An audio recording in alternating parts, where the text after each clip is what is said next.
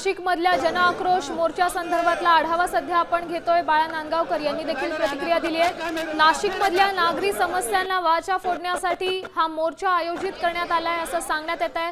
त्याचसोबत शिवसेना, ठाकरे सेना आणि मनसे या दोन्ही पक्षांच्या वतीने हा मोर्चा आयोजित करण्यात आलेला आहे। भ्रष्टाचार असो, रस्त्याचे प्रश्न असो, पाणी प्रश्न असो, हनी ट्रॅपचा मुद्दा असो, ते राजकारण या सगळ्याच विषयांबद्दल बोलण्यासाठी, या सगळ्याच प्रश्नांबद्दल बाजू मांडण्यासाठी नाशिककरांनी हा मोर्चा आयोजित केलाय असं देखील बाळा नांदगावकरांनी सांगितलंय। सत्ताधाऱ्यांकडून नाशिककरांचा विरोध झालेला आहे, त्यांच्या समस्या सोडवण्यात येत नाहीत असा आरोप देखील मनसे आणि ठाकरे सेनेकडून करण्यात येतो। ही दृश्य आहेत नाशिक मधल्या मोर्चाची। जनआक्रोश मोर्चा आयोजित करण्यात आलाय। एकंदरीतच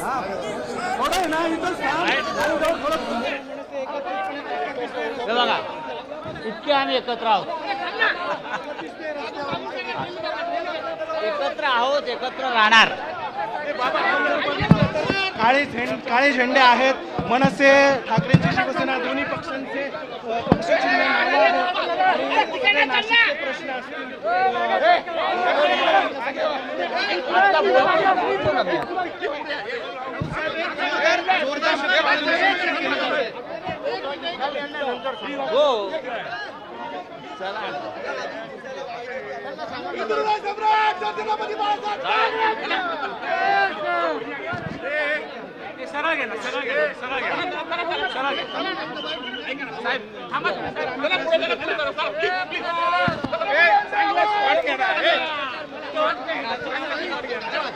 आतोय संजय राऊत।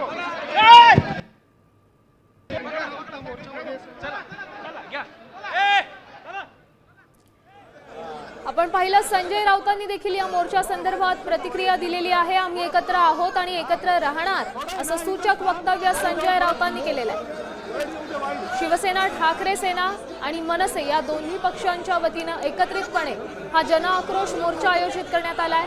नाशिककरांच्या समस्यांना वाचा फोडण्यासाठी, या समस्यांना मांडण्यासाठी हा मोर्चा आयोजित करण्यात आल्याचं बोललं जात आहे। नागरी समस्या म्हणजेच पाणी प्रश्न असू दे किंवा रस्त्यांचे प्रश्न आहेत, भ्रष्टाचाराचे आरोप, यासोबत हनी ट्रॅपसारखा मुद्दा आणि राजकारण अशा अनेक विषयांसंदर्भात नाशिककरांनी आणि इकडच्या काही नेत्यांनी हा मोर्चा आयोजित केला। सरकारच बेकायदेशीर आहे, सगळंच बिघडलेलं आहे। भ्रष्टाचारातून निर्माण झालेलं सरकार दुसरं काय करणार?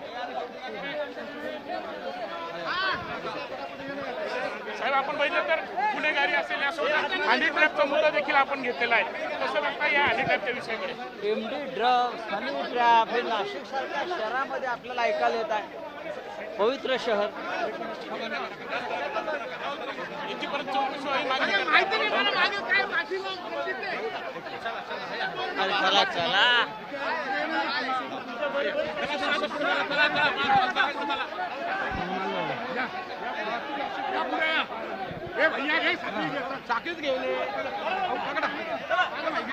आजी मयास आहे तुम्ही इकडे। चला चला चला चला चला चला चला। अरे थोडं मागे लेता।